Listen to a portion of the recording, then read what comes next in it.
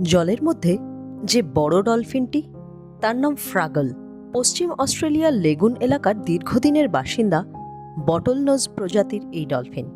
তবে সম্প্রতি ফ্রাগলের জীবনটা আর সুন্দর নেই।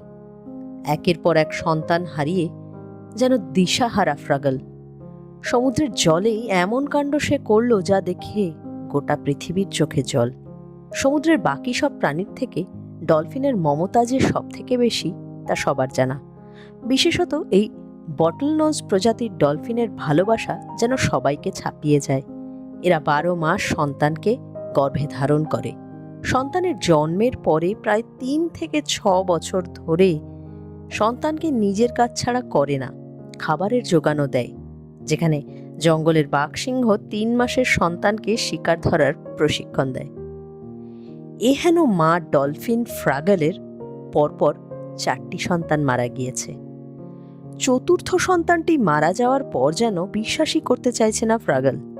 সন্তানের মৃতদেহ যাতে জলে ডুবে না যায় তার জন্য লেগুনের জলে ক্রমাগত ভাসিয়ে রাখার চেষ্টা করেছে সে। 1 ঘন্টা 2 ঘন্টা, এমনকি 1 দিন বা 2 দিন নয়, টানা 6 দিন একইভাবে মৃত সন্তানের দেহ সে ডুবে যেতে দেয়নি। তাকে সঙ্গ দিয়েছে দলের 14টি ডলফিন। 6 দিন পর সন্তানের মৃত্যু মেনে নিয়েছে সে। গবেষকরা যদিও বলছেন মাতৃত্বের এমন নজির ডলফিনের মধ্যে প্রথম নয়। মানুষের সন্তান হারানো মায়ের মতো যন্ত্রণা ওরাও পায়, শুধু শোক প্রকাশের ভঙ্গিটাই আলাদা।